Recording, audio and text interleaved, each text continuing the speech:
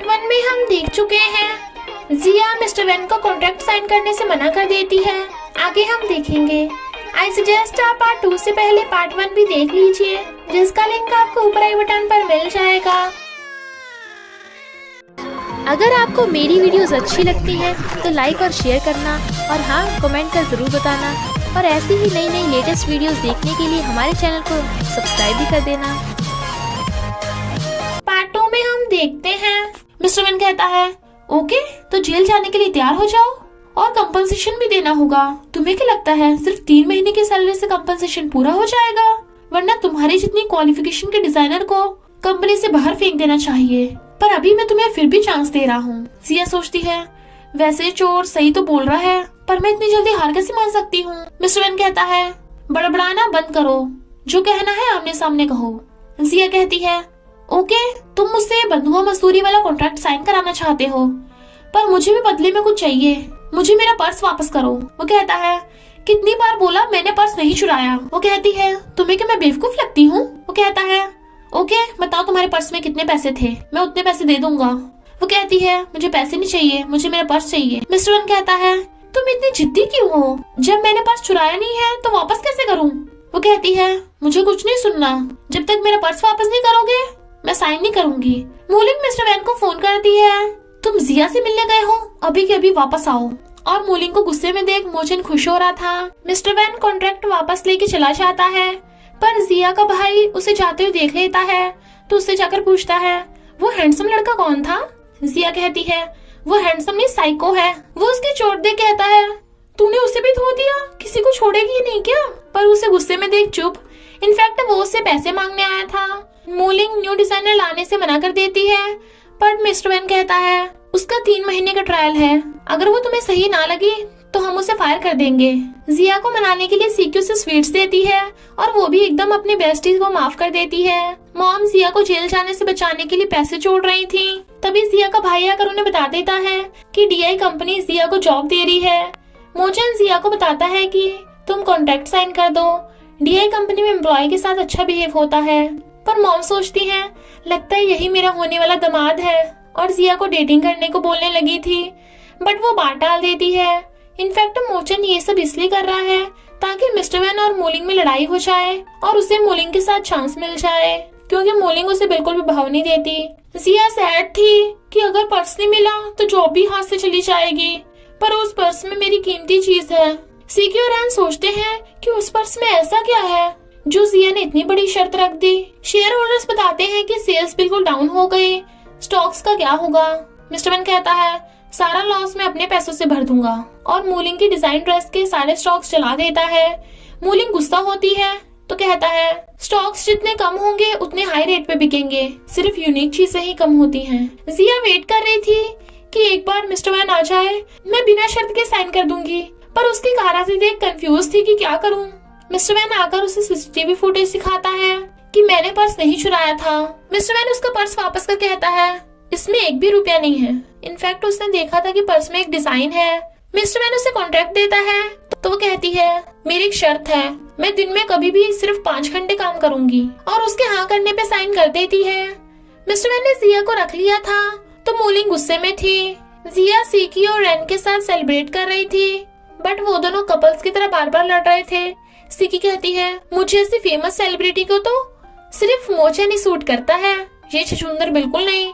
रैन कहता है तुम सिरफरी को मैं भी अपनी गर्लफ्रेंड नहीं बनाना चाहता।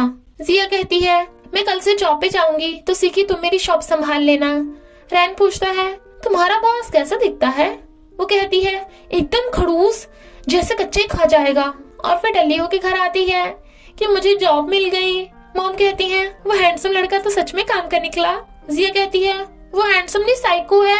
मिस्टर वैन रिसेप्शनिस्ट से कहता है न्यू डिजाइनर के अंदर आने से पहले मुझे बुला लेना। इधर जिया उठ के देखती है वो लेट है तो भागती है, बट मॉम से टकरा जाती है जिससे मॉम की चोट लग गई थी।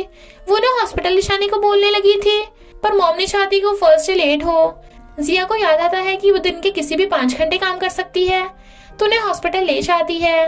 मूलिंग गुस्से में थी कि जिया अब तक ऑफिस आई क्यों नहीं।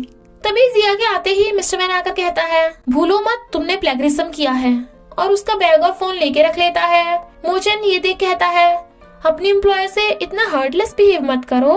मिस्टर वैन उसका थैंक यू करता है क्योंकि उसी ने जिया को जॉब पे रखने की सलाह दी थी।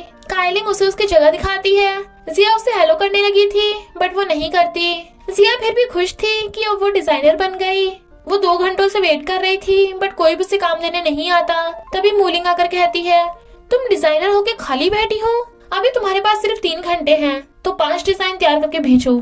अगर इम्पॉसिबल लगे तो जॉब छोड़ देना। सीकी शॉप पे बैठी बोर हो रही थी तो जिया को फोन करती है जो मिस्टर वैन उठाता है। वो सोचती है ये तो बहुत हैंडसम लग रहा है और कहती है जिया को जल्दी भेज देना, बट वो फोन काट देता है। जिया को डिजाइन बनाने के लिए मोटिवेशन नहीं मिल रहा था तो मोचन उसे खींच के ले जाता है और फिर उसके क्लोज होके उसके आईज में देख कहता है, मुझ पे भरोसा रखो, आंखें बंद करके सोचो कि तुम डिजाइनर क्यों बनना चाहती थी। जिया को अपने डैड की याद आती है और उसे मोटिवेशन मिल गया था तो धड़ाधड़ डिजाइन बनाने लगी थी। फिर वो हेड डिजाइनर यानी मूलिंग को अपने डिजाइन दे देती है। जब वो अपना फोन और बैग लेने मिस्टर वैन के ऑफिस में आती है, वो कहता है, मैंने तुम्हारे फोन में ट्रैक डिवाइस लगा दिया ताकि तुम फिर से प्लेगरिज्म न कर सको। जिया को बहुत गुस्सा आ रहा था पर कर भी क्या सकती है। मूलिंग मिस्टर वैन से कहती है, जिया के डिजाइन एकदम ओल्ड फैशन है, उसने कोई पढ़ाई भी नहीं की है, वो डिजाइनर नहीं बन सकती। बट वो कहता है, पर उसकी एम्ब्रॉयडरी स्किल काफी अच्छी है। जिया बाहर टैक्सी का वेट कर रही थी। मिस्टर वैन पूछता है, लिफ्ट चाहिए, बट वो मना कर देती है तो वो जाने लगा था पर फिर कार बैक करके कहता है, चुपचाप बैठो। तो जिया उसके साथ चली जाती है पर मूलिंग ये सब देख रही थी। सीकी को लगता है कि जिया ही है पर वो तो रैन था। कहता है, मुझसे चिढ़ती क्यों हो, हम एक साथ ही तो रहते हैं। वो कहती है, खबरदार, सेम घर में सेम रूम में नहीं, समझे। चाकू से बेचारा रैन डर जाता है। मिस्टर वैन कहता है, तुम्हें अगर सच में डिजाइन बनना है तो मॉडर्न डिजाइन के बारे में भी सीखना होगा। पर एकदम ब्रेक लगने से वो डर जाती है। वो कहता है, उतरो, तुम्हारी शॉप आ गई। सीकी रैन को मारने वाली थी तो वो उनकी लड़ाई आके शांत करती है। मूलिंग अकेली बैठी थी और खा नहीं रही थी तो मोचन आकर उससे मीठी मीठी बातें करने लगता है। मिस्टर वैन जिया का डिजाइनर एक डायरेक्टर को दिखा रहा था। तभी उसे फोन आता है कि DI कंपनी का डिजाइन लीक हो गया तो वो बहुत गुस्से में था। इधर ये तीनों ड्रिंक कर रहे थे। सीकी कहती है, तेरा बॉस बहुत हैंडसम है ना। वो कहती है, नहीं तो वो साइको है। तभी मिस्टर वैन गुस्से से कार लेके आता है। वो कहती है, तुम्हारी प्रॉब्लम क्या है, मुझे चैन से जीने भी नहीं दोगे क्या। मिस्टर वैन कहता है, कंपनी में फिर से प्लेगरिज्म हुआ है। वो कहती है, तो मेरा इससे क्या लेना देना, तुमने मेरा फोन और बैग तो रख लिया था ना, तो मैं प्लेगरिज्म कैसे कर सकती हूँ। और जाने लगी थी बट वो उसे पकड़ के खींच लेता है। वो गुस्से में धक्का मारती है बट देखती है कि कार आ रही है तो उसे पकड़ के खींचने लगी थी। रैन सीकी की आंखें बंद कर देता है। उसे बचाते टाइम जिया गिरने वाली थी तो मिस्टर वैन जिया को बचाते हुए खुद गिर जाता है। मिस्टर वैन नीचे और जिया ऊपर। सीकी कहती है, बहुत ब्लड निकल रहा होगा ना, बहुत डेंजरस सीन है। वो कहता है, हाँ, बहुत ज्यादा ब्यूटीफुल। सीकी हैरान और जल्दी से फोटो खींचने लगी थी। वो दोनों नर्वस थे तो एकदम से उठ जाते हैं। जिया धक्का मारने के लिए सॉरी बोलती है बट मिस्टर वैन उसे पकड़ के ले जाता है। सीकी कहती है, overbearing president, hate to love story. अगर इन दोनों ने डेटिंग की तो मेरा भी मोचन के साथ चांस है।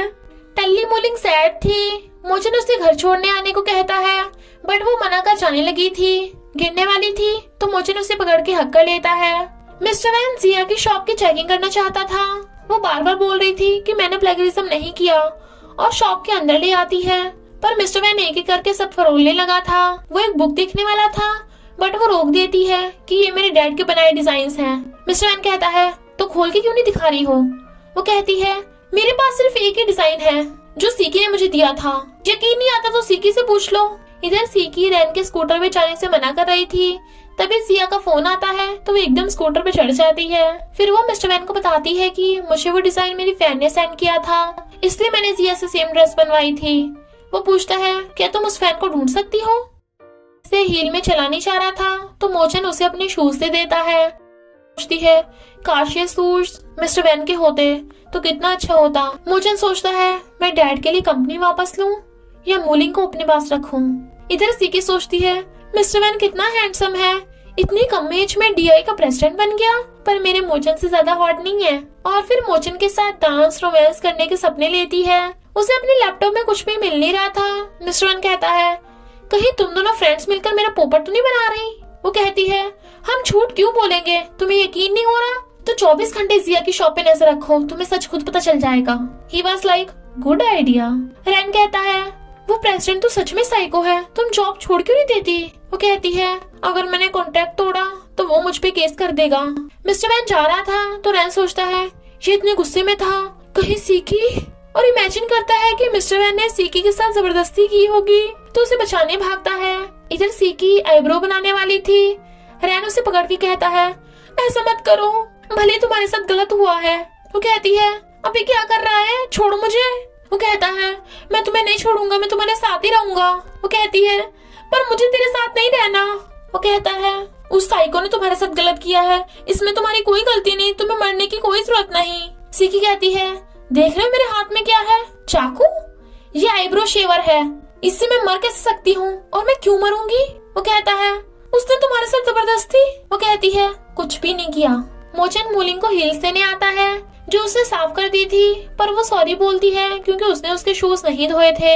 हम नोटिस करते हैं कि मूलिंग भी अब मोचन की बातों में आने लगी है। जिया अपना बैग और फोन मिस्टर वैन को देकर काम पे चली जाती है। मिस्टर वैन मूलिंग को कहता है जिया को 5 नहीं 10 डिजाइन बनाने को कहो। वो कहती है तुम खुद ही ऑर्डर क्यों नहीं दे देते? वो कहता है क्योंकि वो तुम्हारे डिपार्टमेंट में है, और बताता है कि तुम्हारा न्यू डिजाइन फिर से लीक हो गया। वो कहती है जरूर उस जिया ने किया होगा। वो कहता है मैंने उसकी शॉप की तलाशी ली पर कुछ भी प्रूफ नहीं मिला, मुझे उस पे सिर्फ शक है। वो कहती है तुम्हें शक है तो उसे फायर कर दो ना। वो कहता है शक के बेस पे मैं कोई नुकसान नहीं करना चाहता। क्या तुमने डिजाइन सीधा काइलिंग को दिया था? वो कहती है नहीं, मोचन मेरे ऑफिस में आया था। वो कहती है मेरा डिजाइन काइलिंग को दे आओ और उधर से मेरे लिए कॉफी लेते आना।